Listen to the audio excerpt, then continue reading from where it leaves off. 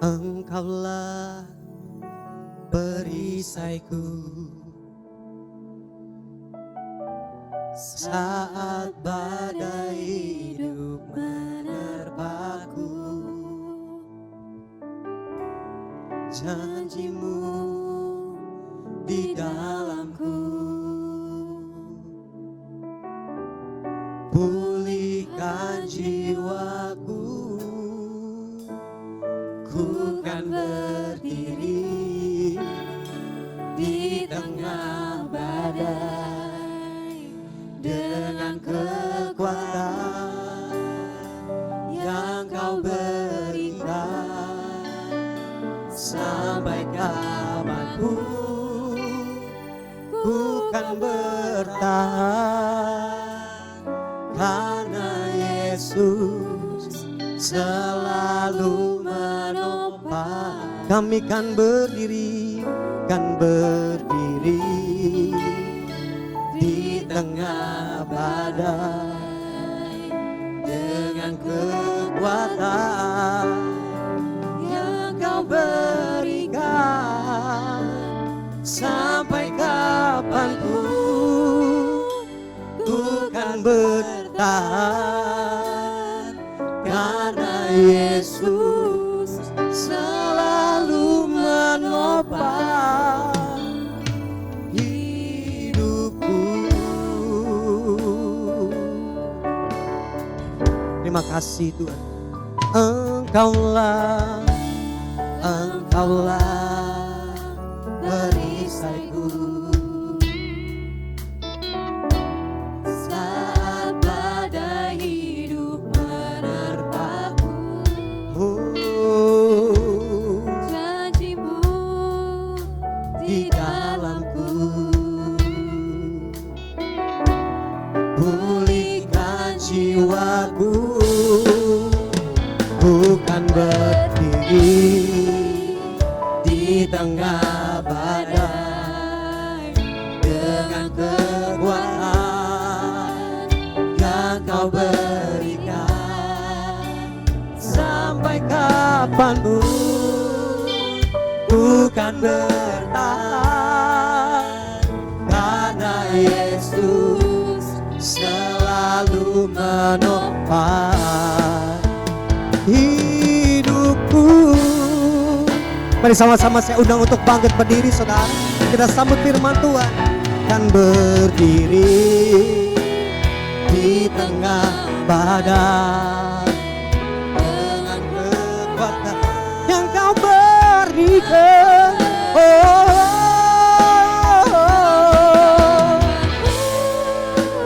Ku kan bertahan, karena Yesus.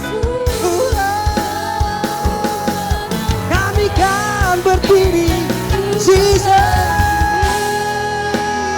di tengah badai dengan kekuatan yang Kau berikan.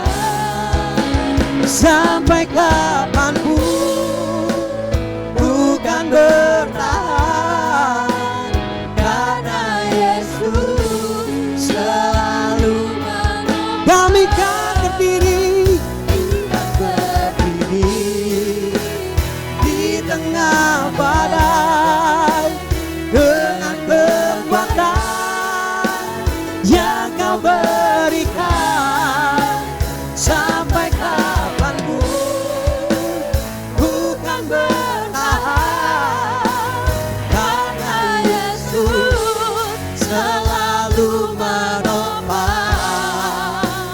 Karena Yesus selalu menopang, karena Yesus selalu menopang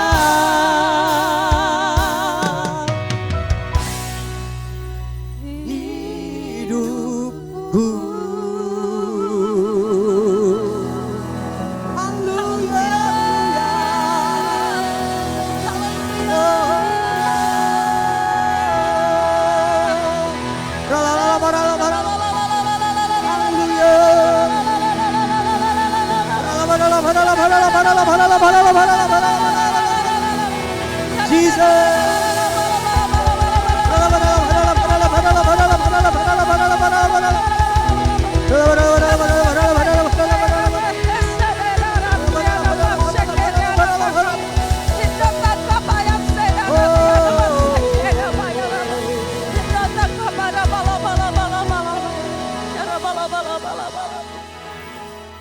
Oh Tuhan Yesus, kerinduan hatiku, mutiara tak ternilai harta milikku, keindahanmu memudarkan dunia, di mataku Engkau termulia.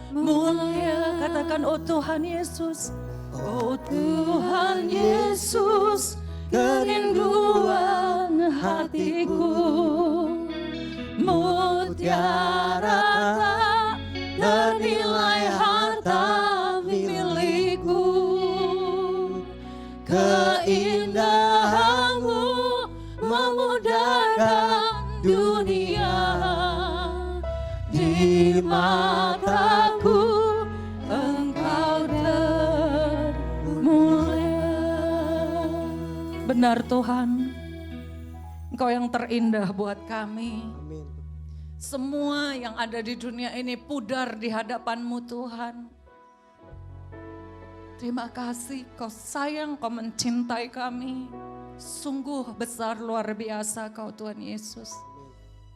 Terima kasih untuk jemaat-Mu di tempat ini yang Kau pelihara hari demi hari oleh anugerah-Mu. Terima kasih, dan saat ini pun kami mau lebih lagi mengenal Allah pencipta kami yang tinggal di dalam kami, identitas kami, siapa diri kami sebenarnya Tuhan. Dan kami mau berdiri teguh menghadapi apapun yang ada di dunia ini dengan kekuatan yang daripada Tuhan di dalam kami. Terima kasih Tuhan, kami bersyukur, mengucap syukur dengan tidak henti-hentinya. Dan kami mau katakan, kami mau memuji Engkau terus dan mengingat akan kebaikan Tuhan dalam hidup kami. Terima kasih Tuhan, terpuji nama-Mu beracara ya Roh Kudus, berbicara kepada gereja-Mu, mempelai-Mu di tempat ini. Bangunkan Tuhan jemaat-Mu di tempat ini dengan firman yang hidup yang daripada-Mu. Kenyangkan setiap hati. Di dalam nama Tuhan Yesus, semua yang percaya dan siap dengar firman sama-sama katakan Amin. Amin. Beri kemuliaan bagi Tuhan. Haleluya. Silakan duduk dalam hadirat Tuhan. Saya bersyukur, berterima kasih. Terima kasih ya Fatih dan teman-teman tim pemuji penyembah. Luar biasa ya. Jadi apa yang tadi itu dinaikkan puji-pujian, yang bersemangat itu benar-benar saya butuhkan saudara ya. Karena tadi ketika mulai pagi datang ke tempat ini, ada sesuatu yang membuat saya itu berat banget saudara. Terintimidasi, segala macam perkataan-perkataan itu tiba-tiba ada di dalam pikiran saya. Dan saya kok gini ya gitu, perasaan saudara ya. Perasaan ini kok gak enak ya. Tapi bagi saya ya, kalau perasaan makin gak enak ketika kita mau melayani Tuhan, ketika kita mau mengerjakan sesuatu yang Tuhan tugaskan kepada kita dimanapun itu saudara, semakin gak enak perasaan itu, saya tahu hadirat Tuhan semakin dahsyat, luar biasa, dan semakin banyak orang yang akan diberkati, amin. Beri tepuk tangan dulu bagi Tuhan kita Yesus yang dahsyat. Saya percaya akan hal ini tuh saudara. Karena iblis itu ya, dia mainnya itu di pikiran. Dia mainnya itu di perasaan. Dia mainnya itu di panca indera kita doang saudara. Cuman bisa di situ. Nah tergantung kita gimana mau meresponinya. Apakah kita terus, oh iya ya gak enak perasaannya, ya udah deh gak jadi pelayanan. Permisi ya, bisa gak cari pembicara lain gitu. Atau bisa gak cari pengganti. Gak enak, lagi mau kerja nih, aduh males banget ya rasanya, sering gak gitu? Saudara, semakin kita rasa malas, lawan saudara. Saudara harus, nah ini kita harus belajar saudara. Ya, hari ini kenapa kita selalu berhadapan dengan tantangan-tantangan seperti ini. Perasaan ya, apalagi ya, rasanya kok pikiran kacau ya. Nah semakin kayak gitu saudara, ketahuilah bahwa sesuatu sedang terjadi di udara, iblis sedang tidak suka ya. Dan ini tadi saya ajarkan di ibadah pertama ya saudara. Jadi seringkali anak-anak Tuhan, orang-orang percaya, orang-orang Kristen, mereka sering tertipu saudara. Karena kurangnya pengenalan akan identitasnya. Ya, jadi ketersinggungan, sakit hati, pertengkaran-pertengkaran dalam rumah tangga, antar sesama, di lingkungan tempat kita tinggal, di kantor, dimanapun. Itu sering terjadi dan orang Kristen sering kali kalah saudara. Kenapa saya bilang kalah? Karena setelah kita amatin lagi saudara, ternyata orang-orang di luar sana yang gak kenal Kristus, mereka lebih stabil hidupnya. Ya, cara kerjanya, kinerjanya mereka lebih stabil dan lebih excellent. Kalau orang-orang Kristen kebanyakan kadang rajin, kadang enggak, kadang malas, kadang ogah-ogahan, kadang mut-mutan, swing, moodnya swing terus gitu. Beberapa saat yang lalu saya diajak bicara dengan salah seorang ibu, ya. Bu, jadi pernikahan pertama belum kenal Tuhan Yesus dari agama lain. Oke, bercerai. Pernikahan kedua datang dan bertanya, bolehkah saya menikah lagi setelah saya bertobat gitu.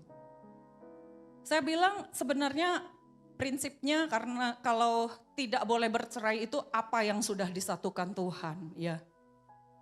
Nanti kita belajar lagi ya. Tapi kemudian ibu ini bilang, masalahnya Bu, saya menikah lagi karena suami saya punya istri baru.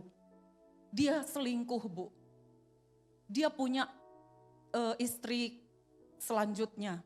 Berhak dong saya sebenarnya kawin lagi. Nggak dosa kan Bu? Saya bilang masalah dosa tanya sama Tuhan. Bukan saya hakimnya gitu.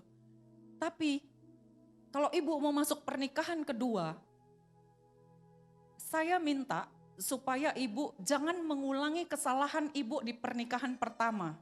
Marah dong saudara. Ibu jangan gitu. Ibu tuduh saya salah.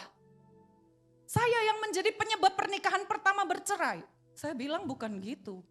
Kan suami saya yang salah. Dia menikah lagi sama perempuan lain. Suami saya yang menyebabkan kami bercerai, Bu. Saya bilang, dalam pernikahan gak mungkin kesalahan hanya satu orang.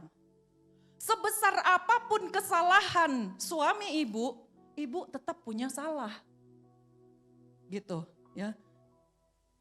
Masih gak terima. Gara-gara dia Bu, gara-gara dia. Oke. So tiba-tiba dia bercerita, saya itu kepahitan sama suami saya. Pertama, kenapa Bu? Saya sering direndahkan Bu. Saya sering dianggap remeh karena saya cuman ibu rumah tangga. Saya gak menghasilkan uang. Suami pulang itu selalu marah-marah. Perintah-perintah saya kayak babu. Saya diperlakukan seenaknya. Gak dihargain. Emang saya ini bukan istrinya. Kadang-kadang dia lebih manis sama babu daripada sama saya. Terus kalau begitu ibu gimana? Saya ngamuk Bu. Marah terus-terusan dibegitukan. Saya ambil piring, saya pecahin semuanya. Berarti ibu ada Salah, ya. Saudara, orang Kristen sering dipermainkan iblis seperti ini. Saya tidak membenarkan suaminya yang marah-marah dan memperlakukan istri seenaknya. Karena firman Tuhan bilang suami harus mengasihi istri seperti mengasihi tubuhnya sendiri. Tetapi kalaupun misalnya terjadi hal seperti itu, ketika kita tahu identitas kita siapa, ya, mungkin iblis akan bisikkan sama kita, kamu diperlakukan seenaknya seperti budak, seperti babu. Karena kamu gak punya duit, karena kamu gak menghasilkan sementara dia yang menghasilkan uang, dia yang punya kuasa di rumah. Dibisikkan seperti itu. Terpancing emosi, kena gengsinya, kena egonya, kena perasaannya. Dan dia responin. Itu semua terserah kita mau meresponin atau enggak, bagaimana cara kita meresponi. Sebagai seorang anak Tuhan, ya, orang percaya, kadang-kadang terjadi hal-hal seperti itu di rumah tangga, ya. Tapi kita ketika dalam mengenal identitas kita dengan benar, kita akan, ya mungkin dia sedang capek, enggak apa-apa, mungkin dia lupa kalau dia harus mengasihi aku dan menghargai aku. Kan gitu. Tapi kalaupun memang dia tidak menghargai aku, enggak apa-apa. Karena apa? Karena Tuhan Yesus menghargai dan mencintai aku dan membela aku. Aku tahu siapa diriku. Di dalam Kristus aku punya roh Allah. Bapa tetap mengasihi aku, mencintai aku apapun yang terjadi. Walaupun aku enggak menghasilkan duit. Nggak dihargain manusia, tetap lakukan yang terbaik bagian kita. Karena kita tahu identitas kita siapa gitu. Bapak-bapak juga gitu. Ketika mulai ngerasa ini istri melawan ya. Ngamuk saudara. Kenapa harus ngamuk? Ya. Ketika si bapak ini tahu istri ngelawan, nggak dihormatin mungkin. Tapi ketika dia kuat di dalam identitasnya, pengenalannya akan Allah. Karena bagi pria, tidak dihormati, tidak dihargain, tidak direspek. Itu suatu bentuk bahwa orang itu tidak mengasihi. Bentuk cinta laki-laki yang mereka kenal adalah dihargai, dihormati, tunduk. Itu sama. Simple laki-laki itu. Dan mereka biasanya kena egonya. Marah, ngamuk, emosi. Itu karena tidak dihargain. Yang kedua, laki-laki tanda cintanya adalah seks. Ya. Jadi sedangkan perempuan tanda cintanya itu banyak. Dikasih bunga, diperhatikan, disayangi, dibelai, dielus, dikirimin duit, kebutuhannya. Banyak ya tanda cinta perempuan, dibelikan baju, sayang, ngomongnya cinta, iya cintaku, sayangku, mamahku, cantikku, dipuji. Itu tanda cinta perempuan, satu buku saudara ya, tebel. Tapi laki-laki ketika dia mulai kena nih egonya, wah istriku udah gak cintai aku lagi. Gue direndahkan sama dia. Di kantor dia sengaja nyindir saya tersinggung.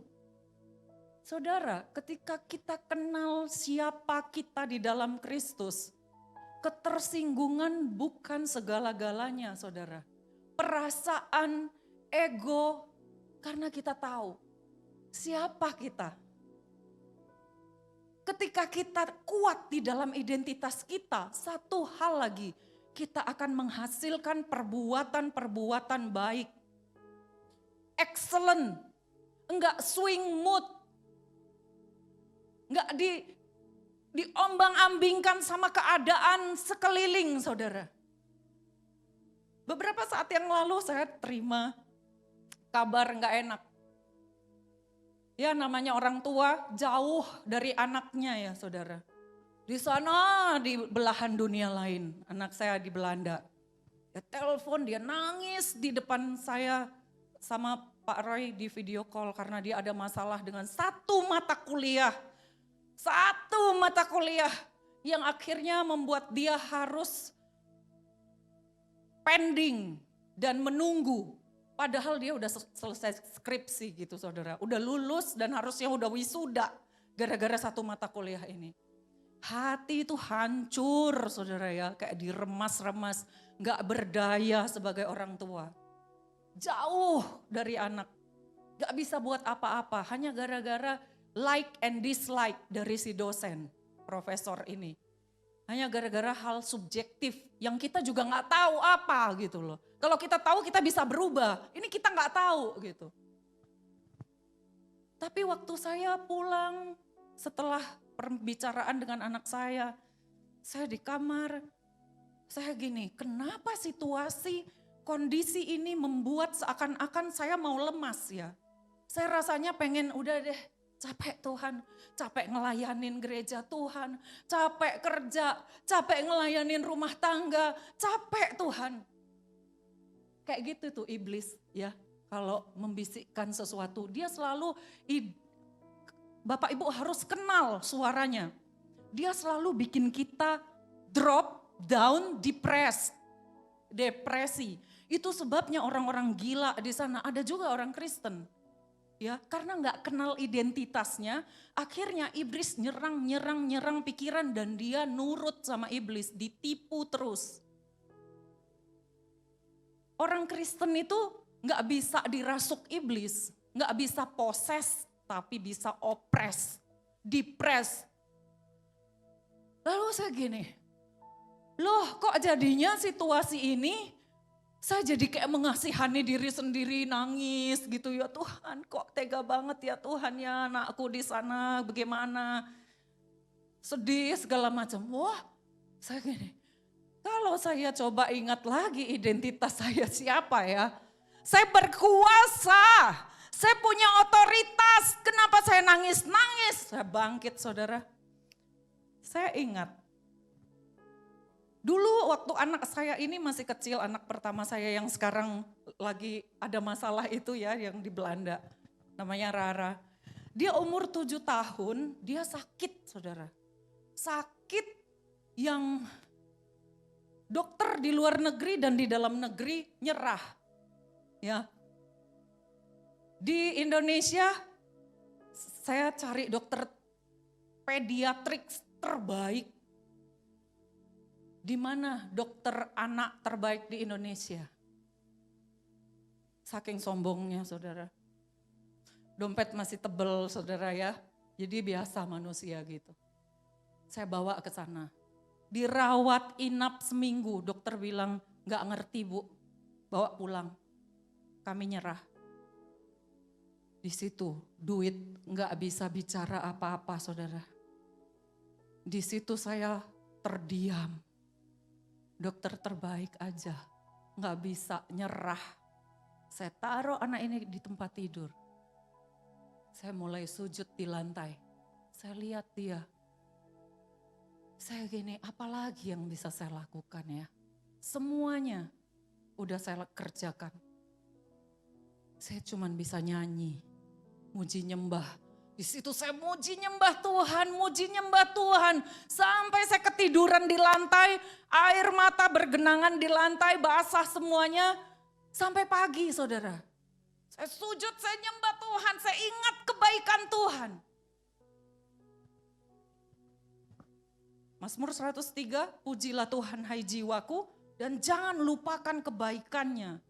Di saat-saat seperti itu kita sering lupa kebaikan Tuhan. Sehingga kita lupa identitas kita. Siapa Kristus di dalam kita. Kita ngerasa udah gak berdaya, Tuhan mengasihani diri sendiri. Saya bangun paginya, saya lihat kok saya di lantai. Kok banyak air, ya air mata saya gitu kan. Oh baru saya ingat. Terus saya lihat ke tempat tidur, mana anak saya? Ternyata dia udah di kamar sebelah, dia loncat-loncat main saudara. Sama adiknya loncat-loncat di spring bed gitu. Saya terus kok bisa begini? Dan saya lihat dia sampai hari ini nggak pernah sakit lagi, saudara. Ya, itu Tuhan itu ya, ketika kita ngambil keputusan untuk nggak terombang-ambing oleh keadaan, situasi, mata yang melihat ini, tapi kita di sini percaya ada siapa di dalam kita yang lebih berkuasa atas situasi dan keadaan. Di situ, saudara, mujizat, ada kuasa yang bekerja, situasi yang berubah. Waktu saya ingat itu, saya terus di kamar saya gini, iya, anak ini dari kecil saya doakan dan dia sembuh karena pujian penyembahan. Soalnya saudara, kalau hadapin masalah ya saudara, semua firman itu lenyap dari otak kita ini kayak terbang gitu semua ya. Rasanya itu wah, perasaan bergejolak, kesedihan, nangis, melas, ngasihani diri sendiri. Malam itu saya putuskan, saya mau puji sembah Tuhan. Saya mau puji sembah Tuhan. Jadi seperti tadi waktu kita pujian penyembahan, saya di kamar kayak gitu saudara. Nyanyi, terus nyembah, terus saya gak mikirin anak saya cuman bilang Tuhan saya percayakan dia seperti waktu dia kecil. Saya percayakan kepadamu waktu gak ada dokter yang bisa ngobatin dan angkat tangan. Saya percayakan dia kepadamu, saya hanya mau fokus dan besarkan Tuhan. Saya mau nyembah Tuhan. Seperti tadi pujian penyembahan kita, itu membangkitkan saya. Itu menolong saya untuk bangkit dan gak melawan iblis. Tadi banyak ya, iblis dikalahkan gitu. Itu saya dengan segenap hati nyanyi seperti itu saudara. Saudara, apapun di tengah-tengah dunia ini bisa aja saudara melemahkan kita. Tapi waktu kita kenal identitas kita siapa, itu yang iblis takut.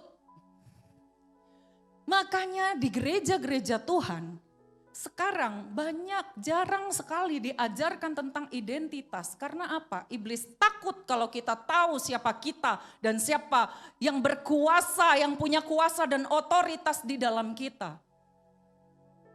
Dia takut saudara. Dia takut kalau kita tahu kita punya 9 buah roh. Kasih, sukacita, damai sejahtera, kesabaran, kemurahan, kesetiaan, kebaikan, kelemah lembutan, penguasaan diri. Dia takut saudara. Dia cuman bujuk-bujuk kita, ayo dosa-dosa dikit lah. Ketika kita berpikir sama dengan dia, maka terjadilah dan dia senang. Itu sebabnya kita jarang diajak bicara tentang siapa kita. Siapa roh Allah di dalam kita. Karena dari dulu yang bisa iblis lakukan terhadap kita hanya menipu. Ketika kita tahu identitas kita, maka kita tahu berbuat baik. Itu yang iblis takut. Yang iblis mau adalah kita berbuat baik. Supaya kamu tidak dihukum Allah. Itu yang iblis mau kita tahu. Jadi kita berlomba-lomba berbuat baik. Bapak ibu saudara saya mau tanya. Ada yang bisa berbuat baik sepanjang hari tanpa ada rasa apa-apa, kesal, jengkel atau apapun di dalam hati? Tanpa ada cacat, dan kalaupun kita bisa berbuat baik sepanjang hari, apakah perbuatan baik itu yang bisa membawa kita ke surga, keselamatan? Enggak bisa Bapak Ibu. Waktu seorang perempuan berzina Bapak Ibu, dihadapkan kepada Yesus. Yesus diberikan sebuah pertanyaan yang akan menjebak dia oleh orang-orang Yahudi. Kalau perempuan ini tidak dihukum, kamu gak nurutin hukum Taurat. Dia harus dilempari batu. Tapi kalau perempuan ini dilempari batu, artinya pengajaranmu tentang kasih karunia, kamu langgar sendiri. Itu maksud orang Yahudi ya. Kemudian Yesus menulis di tanah, di batu. Terus dia bilang, siapa yang merasa tidak berdosa silakan lempari perempuan ini. Dan akhirnya mereka pergi satu persatu, mulai dari yang tua. Kenapa? Yang tua paling banyak dosanya. Sesudah semua pergi, Yesus cuma bilang 2 kalimat kepada perempuan ini. Yang pertama dia bilang apa? Aku pun tidak menghukum engkau. Di situ Yesus sedang beritahukan sama perempuan itu tentang identitasnya. Kamu bukan orang terhukum dan kamu tidak akan dihakimi, tetapi kamu dikasihi sama Bapa di sorga. Itu identitas saudara. Waktu Yesus 30 tahun saudara, di muka bumi 30 tahun, selama itu dia hanya mempelajari identitasnya dia saudara. Siapa dia? Walaupun dia Allah, tapi dia harus dengarkan kata-kata Maria bahwa dia lahir dari Roh Kudus. Di kitab di kitab suci ada bicara tentang dia. Dia pelajari kitab Yesaya, ada dia di sana. Dia mengenal identitasnya sampai pada akhirnya ketika Yesus dibaptis, dia bangkit. Langit terbuka, di situ Allah menyatakan identitas yang sebenarnya. Kamu anak yang dikasihi, kepadamu aku berkenan, kata Allah. Di situ saudara. Kemudian keluar dari situ Yesus ke padang gurun. Dia kalahkan iblis. Yesus dari padang gurun dengan kuasa Roh Kudus. Dia menyembuhkan orang banyak. Dia melayani, dia melakukan pelayanan yang hebat. Saudara, identitas sebagai orang Kristen penting sekali saudara harus tahu. Sebelum saudara bisa melakukan semua yang baik, yang Tuhan mau kita kenalin. Karena saya adalah Kristus, makanya saya berbuat ini. Gitu loh saudara, yang Tuhan mau. Bukan saya berbuat ini supaya saya tidak dihukum Tuhan, supaya saya jadi anak Tuhan, bukan. Tapi karena saya anak Tuhan, maka saya lakukan ini. Seorang manusia, saudara, manusia nih ya. Kalau dia menggonggong, tiba-tiba saya hukuk gitu. Persis banget kayak suara anjing. Apakah saya berubah identitas jadi anjing? Jadi sebenarnya perbuatan kita tidak mengubah identitas kita. Tapi identitas kitalah yang harus mengubah perbuatan kita. Ada anjing huskies ya. Anjing huskies itu paling bisa mirip manusia. Ketika dia melolong, dia akan melolong mirip dengan suara manusia. Dia bisa nirukan suara manusia. Dan dia bisa ngambek kayak manusia gitu loh saudara. Kalau gak dikasih sesuatu. Atau kalau disuruh mandi, dia malas mandi. Dia akan mojok. Terus dia cuma ngintip-ngintip gini, mojok. Kayak manusia saudara. Tapi apakah kita sebut huskies itu manusia? Enggak, dia tetap anjing saudara. Bukan karena apa yang dia lakukan mengubah identitasnya. Tapi identitas kita yang mengubahkan kelakuan kita. Ketika kita tahu Kristus di dalam kita, maka kita bersikap, berbuat, berpikir, dan berkata-kata seperti Kristus.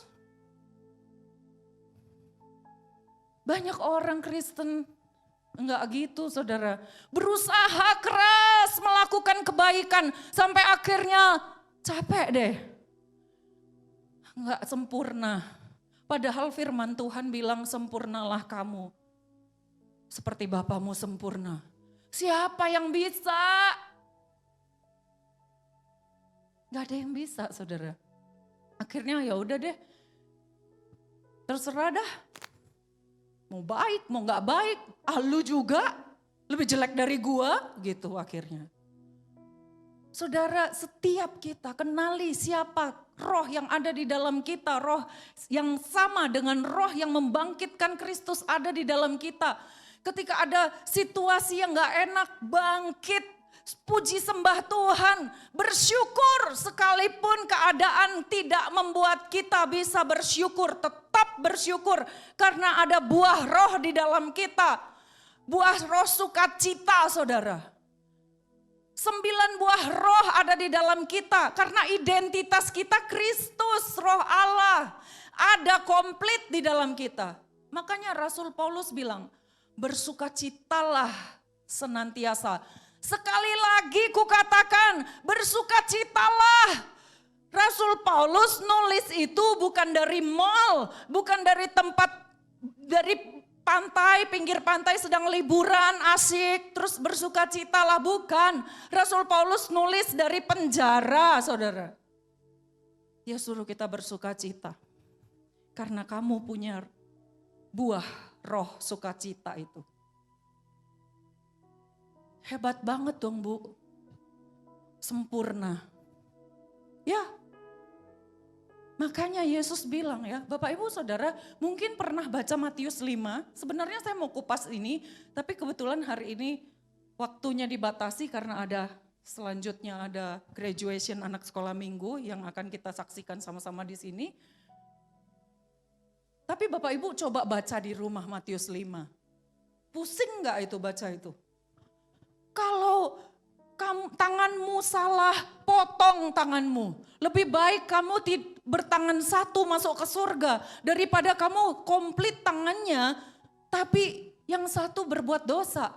Kalau kakimu salah, potong kakimu. Lebih baik kamu tidak punya kaki masuk ke surga. Loh, berbahagialah kamu jika kamu dianiaya karena namaku. Siapa yang bisa bahagia waktu dianiaya, saudara?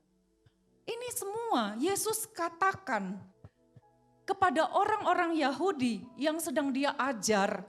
Karena mereka masih ada di dalam hukum Taurat. Hukum Taurat itu menuntut mereka untuk berbuat baik, berbuat baik, berbuat baik supaya masuk surga. Yesus sedang menggiring mereka dari cara berpikir hukum Taurat kepada cara berpikir perjanjian baru yang sedang dia kerjakan di kayu salib, tapi dia belum naik ke kayu salib. Dia sedang tantang mereka, hadapkan kepada mereka, sempurnalah kamu karena Bapamu yang di sorga sempurna. Maksudnya apa? Biar mereka tahu kami gak mungkin bisa lakukan semua itu. Yesus bilang kalau hukum Taurat bilang jangan berzina.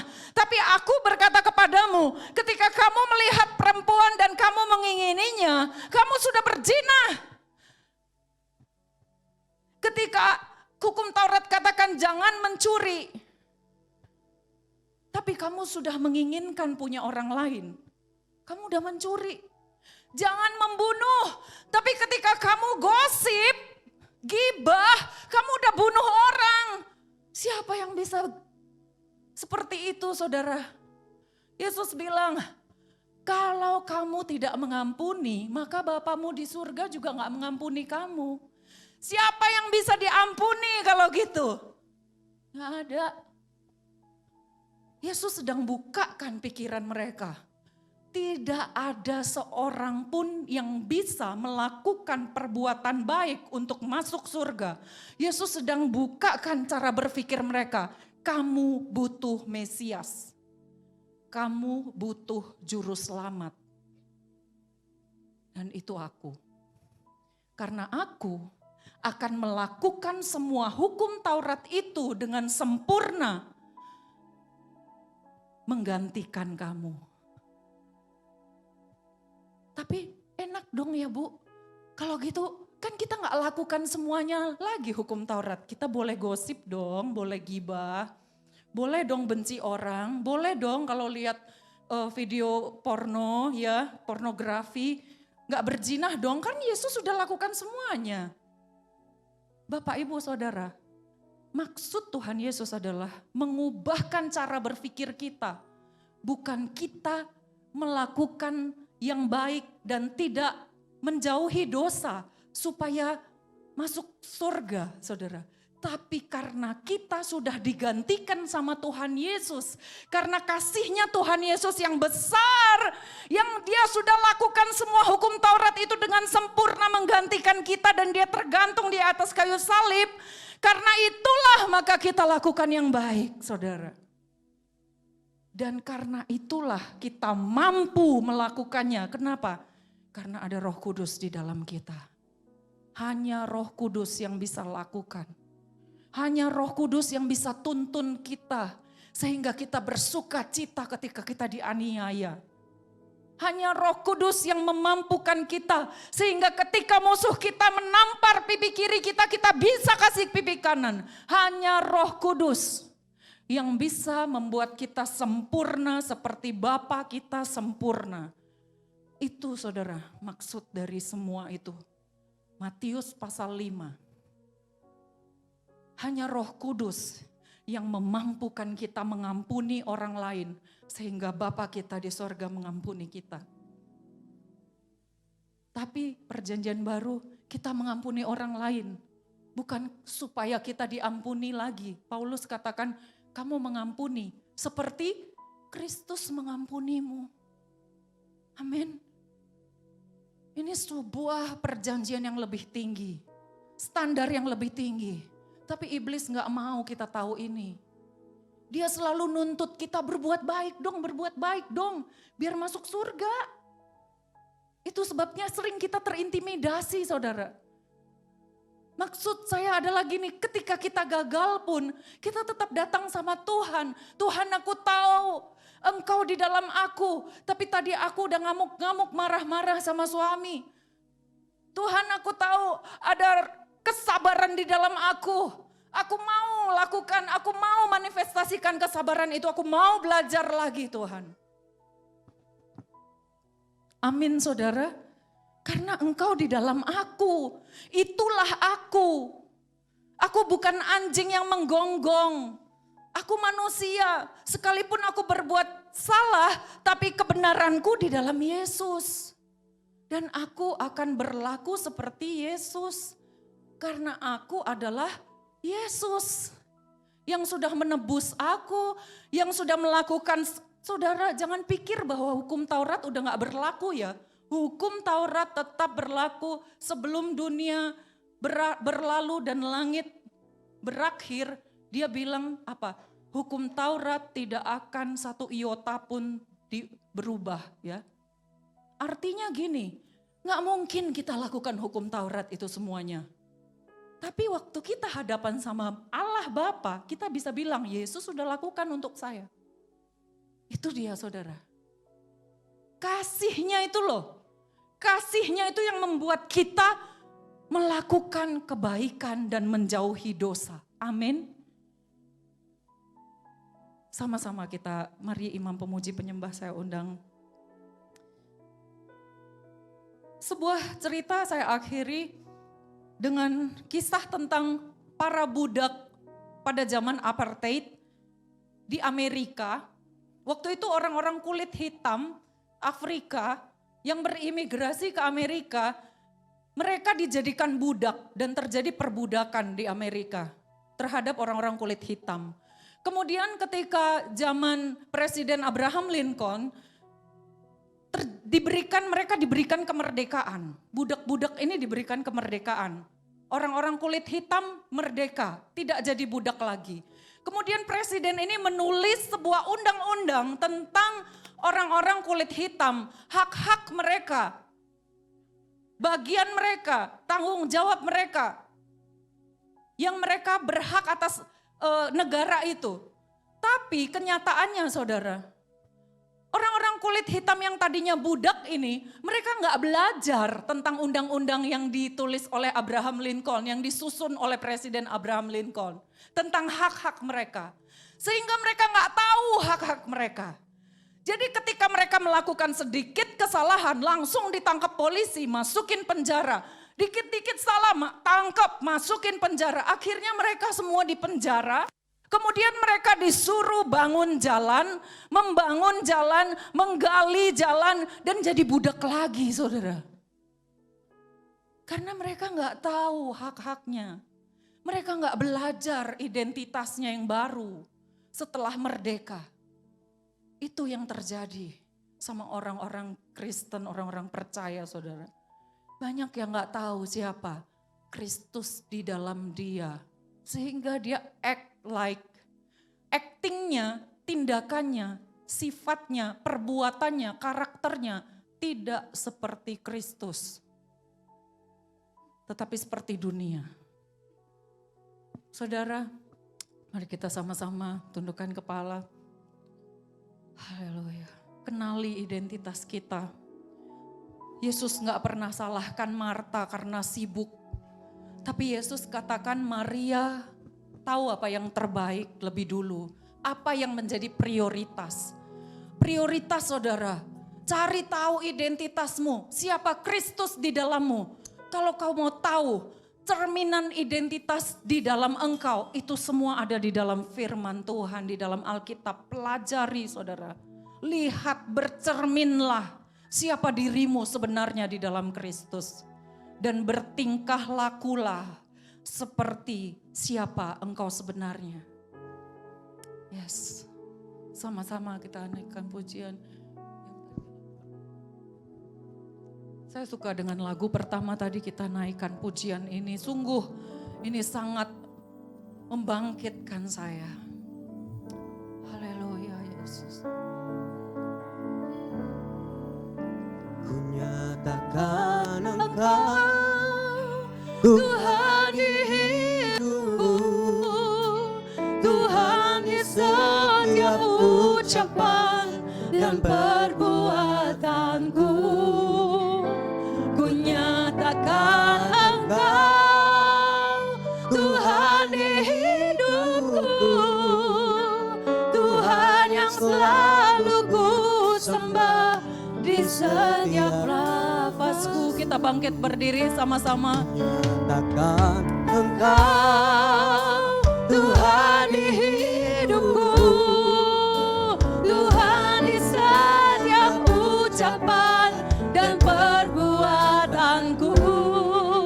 Ku nyatakan Engkau Tuhan di hidupku, Tuhan yang selalu ku sembah di setiap nafasku. Mari Bapak Ibu, saat ini apapun keadaanmu yang sedang engkau hadapi, tantangan apapun itu. Saat ini engkau yang sakit juga, saya ingin berdoa untukmu, letakkan tanganmu di dada. Saya ingin berdoa untukmu saat ini. Bapak kami bersyukur tetap dalam ucapan syukur kami kepadamu. Kau Allah yang besar bagi kami, dahsyat di dalam kami Tuhan.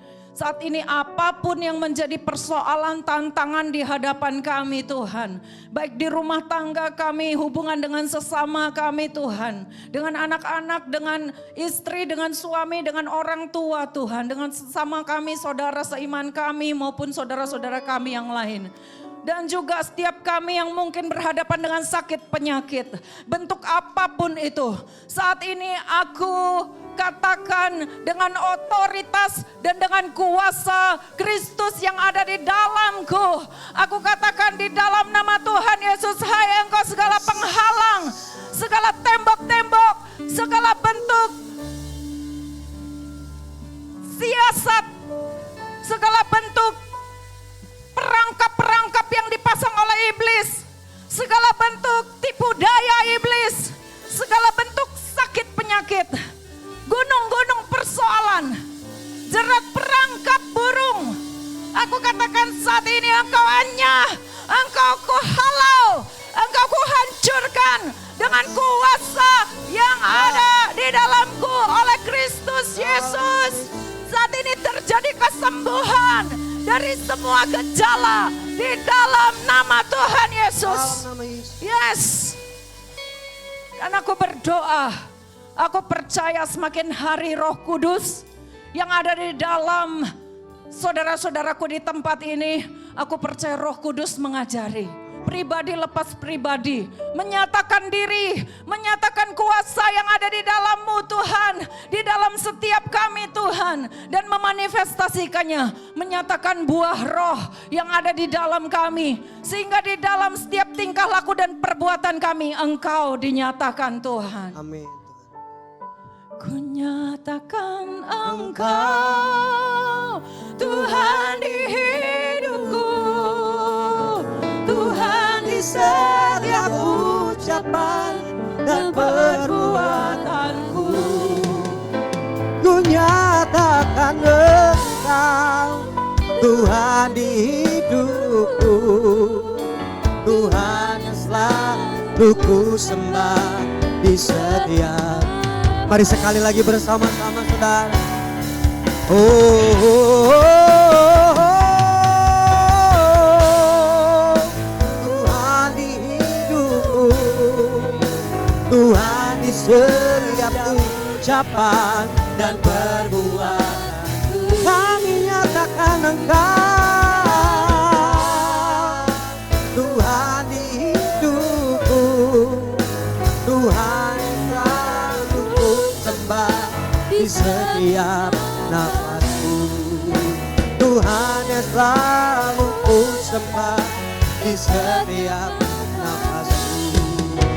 Tuhan yang selalu ku sembah di setiap nafasku.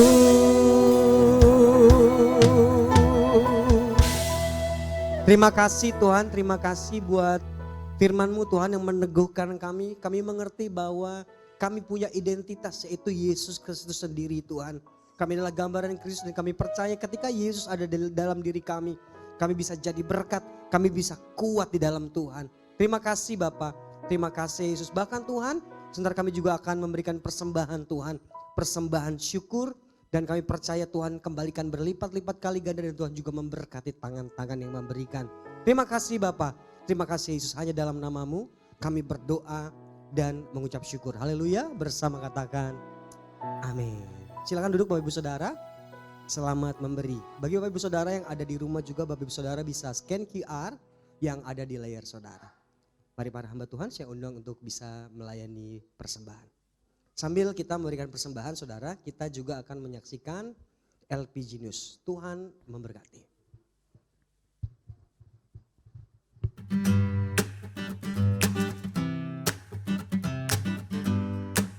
Shalom saudara, di dalam Mazmur 50 ayat 15 berkata, "Berserulah kepadaku pada waktu kesesakan, aku akan meluputkan engkau dan engkau akan memuliakan aku." Mari bersama kita simak LPG News bersama saya, Mei Silalai.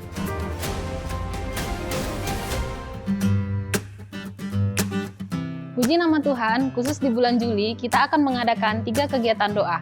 Yang pertama, Menara Doa LPG Ministry dilaksanakan setiap Kamis pukul 10 pagi sampai dengan 12 siang.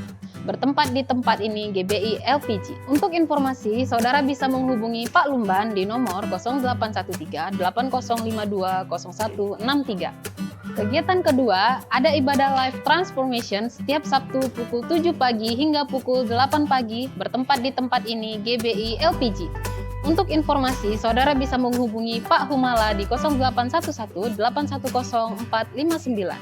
Kegiatan doa yang ketiga, ini dia yang kita tunggu-tunggu, doa malam ceria. Kita mengadakannya di hari Selasa tanggal 18 Juli pukul 8 malam hingga pukul 12 malam di tempat ini GBI LPG. Ayo bersama kita antusias untuk mengikuti setiap kegiatan doa. Untuk informasi, saudara bisa menghubungi Pak Lumban di 0813 8052 0163.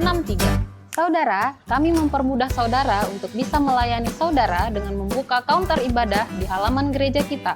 Untuk menjawab dan membantu saudara mengenai informasi yang terupdate tentang gereja kita GBI LPG. Ada berbagai informasi yang akan saudara dapatkan dan kami menghimbau saudara juga bisa tertanam di tempat ini dengan membuat kartu keluarga jemaat. Ayo bantu kami untuk melayani saudara.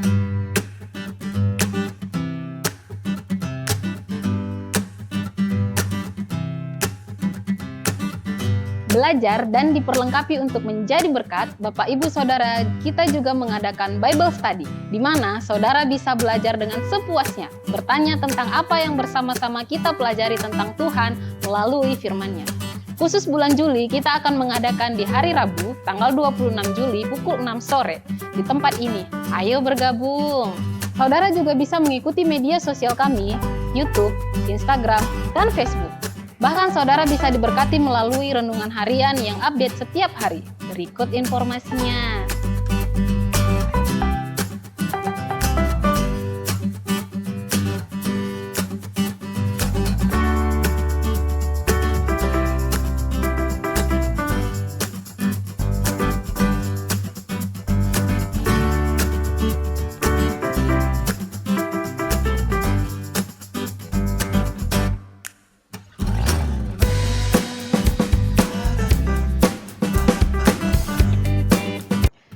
berikutnya dari tim pujian dan penyembahan mengundang Anda yang rindu melayani sebagai imam musik, terutama pemain piano dan kaum pria untuk melayani sebagai worship leader dan singer. Ayo, jangan sia-siakan talenta Anda bagi saudara yang ingin bergabung. Ayo menghubungi Kak Berry. Ini juga info yang luar biasa bagi saudara yang rindu melayani anak-anak dan remaja. Kami membuka kesempatan melayani guru sekolah minggu, pembina GC atau junior church, pemusik dan konten kreator. Saudara bisa menghubungi Kak Esther atau bisa datang ke counter ibadah. Untuk info YDJ yang Disciple of Jesus, kita akan mengadakan ibadah setiap hari Sabtu setiap 1 bulan 2 kali. Khusus di bulan Juli, kita mengadakannya di hari Sabtu, tanggal 22 Juli. Ayo anak muda, ini saatnya kita berkreasi bersama-sama dengan menyenangkan hati Tuhan. Oh ya, ada info juga nih untuk sosial media YDJ, ada Instagram yaitu @youngdjesus. Jangan lupa follow ya teman-teman. Bagi Bapak Ibu yang ingin memberikan persembahan, saudara bisa memberikannya melalui QR atau transfer ke nomor rekening yang ada di layar saudara. Selamat memberi.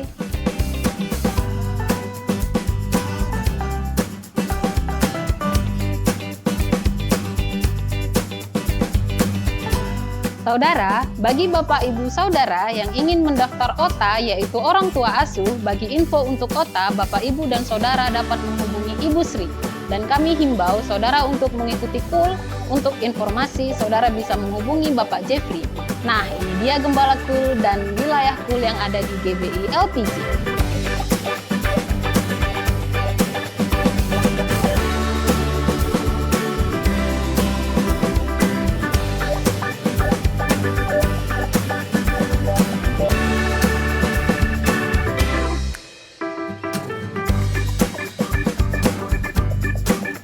Demikian pengumuman minggu ini. God bless you. Nama Tuhan Bapak Ibu Saudara, boleh lampu dihidupkan. Kami mengundang Bapak Ibu Saudara untuk mengangkat tangan. Kalau ada Bapak Ibu Saudara yang baru pertama kali hadir di tempat ini. Boleh ada yang baru pertama kali hadir, Saudara. Boleh lambaikan tangan Saudara. Ada satu orang di sebelah kiri saya. Boleh tepuk tangan yang dahsyat buat Saudara kita. Ada lagi Saudara, kayaknya banyak ya saya lihat nih yang baru-baru hadir. Ayo ngaku Saudara, ayo ngaku. Puji nama Tuhan. Haleluya, selamat datang. Kami mengundang untuk Bapak Ibu Saudara yang baru pertama kali hadir. Kalau tidak ada gereja lokal atau belum ada tempat ibadah yang tetap, boleh minggu depan bersama-sama kembali menyembah Tuhan, memuji nama Tuhan bersama-sama di tempat ini. Pukul 8 pagi dan pukul 10 pagi Bapak Ibu Saudara. Puji nama Tuhan. Saudara, sebelum kita menutup ibadah kita akan mengadakan kelulusan Saudara ya. Adalah boleh tepuk tangan dulu Saudara. Nah, jadi kita itu fokus kepada generasi Saudara. Gereja ini fokus kepada generasi di mana kalau bisa dilihat Saudara ada kelas balita, ada kelas batita, ada kelas toddler, ada teens, ada junior church, lalu ada young disciple of Jesus. Jadi ada tingkatan-tingkatannya Saudara. Jadi kita fokus kenapa mesti dipisah? Karena biar makanan rohaninya juga bisa dapatnya pas Saudara. Jadi Saudara jangan khawatir, anak Saudara juga dilayani dengan baik di tempat ini. Amin Saudara. Boleh tepuk tangan lu buat guru-guru sekolah minggu Saudara. Itu Saudara. Memang tidak terlihat Saudara, tapi saya percaya guru-guru sekolah minggu, wah saya lihat kalau masuk ke ruangan sekolah minggu, keringetnya Saudara. Ya, agak menekan sendiri, jangan ya adik-adik gitu ya, tapi mereka adalah guru-guru sekolah minggu yang hebat Saudara. Dan hari ini Saudara adalah sukacita yang luar biasa. Kita akan, ini adalah satu simbolik di mana adik-adik kita yang kelas teens akan lulus dan pindah ke kelas junior church. Gitu Saudara, tepuk tangan dulu Saudara. Wah haleluya puji Tuhan. Jadi ini gak main-main Saudara, ada kelulusannya Saudara, ada graduationnya Saudara. Nanti kita akan berikan handbuket sebagai tanda bahwa mereka sudah lulus. Dan kita undang juga boleh dengan segala hormat Pak Roy boleh memberikan handbuketnya ya. Untuk adik-adik kita boleh maju ke depan Pak Roy. Ya yang pertama, setiap saya sebut namanya kita kasih tepuk tangan ya Saudara ya. Yang pertama adalah, wah ini agak susah namanya ya aduh. Yang pertama adalah Helena Gabriela Romora Saing. Boleh tepuk tangan Saudara. Haleluya. Ada di sini ya Saudara ya. Yang kedua ada Brigita Juliana Romora Saing. Haleluya. Yang ketiga ada Keiza Maheswari Siburian. Wah. Yang keempat ada Revalina Putri Amelia. Wah. Yang kelima ada Putri Anastasia Panjaitan. Wah. Yang keenam, enggak, saya mau sebut nama saya saudara, tapi saya udah cukup tua kayaknya ya untuk Junior Church saudara. Puji nama Tuhan, segala hormat. Boleh Pak Rewi boleh maju ke depan. Boleh didampingi oleh Ibu mungkin Bu. Biar sama-sama. Saya undang Bapak Ibu, ayo bangkit berdiri sama-sama yuk. Habis ini kita tutup juga ibadah kita sama-sama.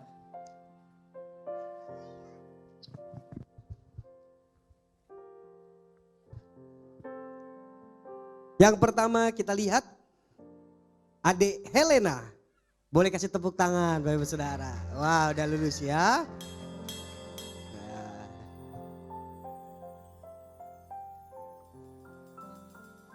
Selamat dulu.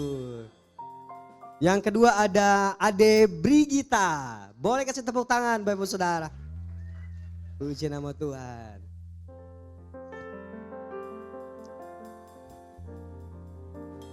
Yang ketiga ada Kezia. Haleluya.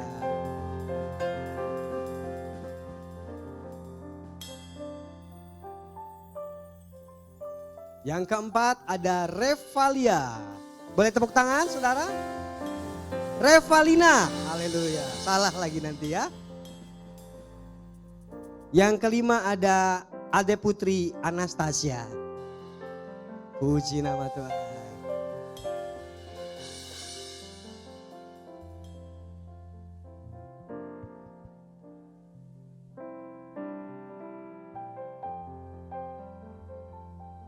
Nah, ini generasi-generasi ilahi ya, Bapak Ibu Saudara ya. Jadi di tempat ini kita benar-benar perhatikan pertumbuhan anak-anak kita, baik secara rohaninya, makanan rohaninya juga kita perhatikan.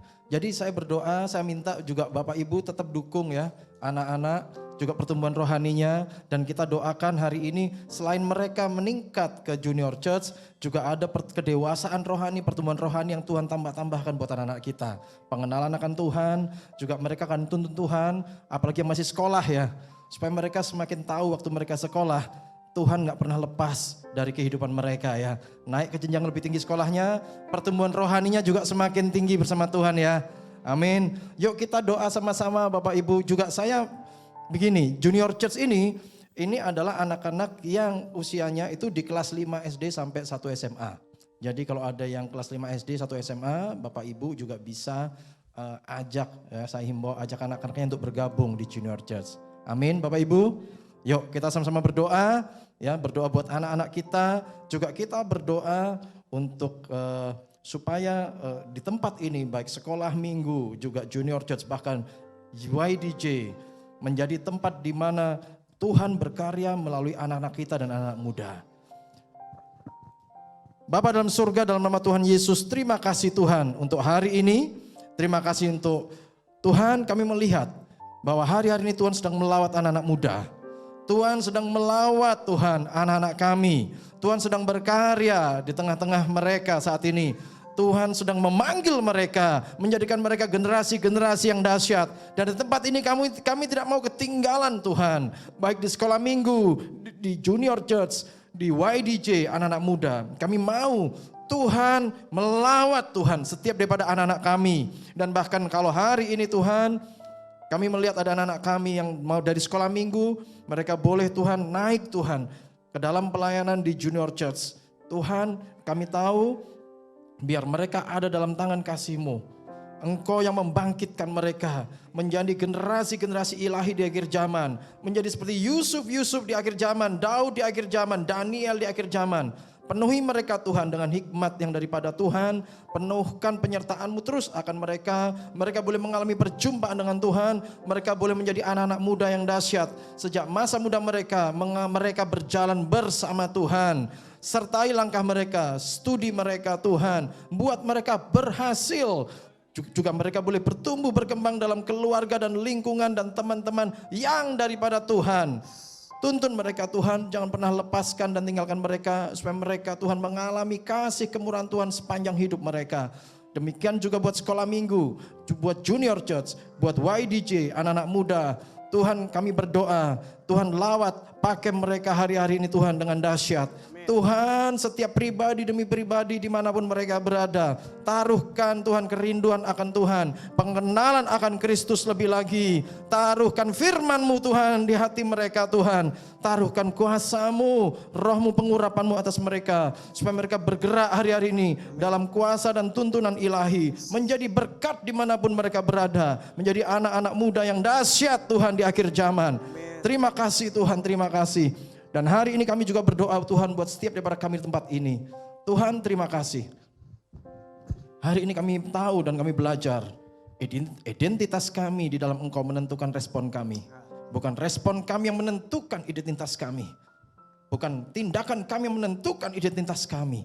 Tapi identitas kami bersama Engkau Tuhan. Di dalam Engkau itu yang menentukan setiap tindakan kami. Menentukan respon kami hari ini. Dan kami adalah kepunyaan-Mu. Tidak ada satupun kuasa di bawah kolong langit ini yang bisa memisahkan kami dari kasih-Mu Tuhan.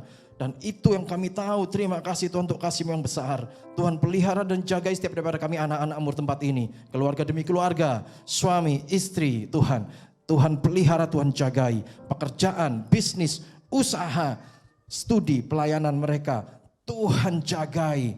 Jauhkan dari yang jahat. Tuhan buat kami semua tempat ini berhasil. Dalam nama Tuhan Yesus. Terima kasih Tuhan untuk hari ini. Kami akan mengakhiri ibadah ini. Kami akan berpisah satu dan yang lain. Karena itu Tuhan sertai kami Tuhan. Curahkan berkat-Mu bagi kami. Arahkan hati Bapak Ibu Saudara. Pandang Tuhan Yesus. Terimalah berkat Tuhan. Kiranya berkat perlindungan.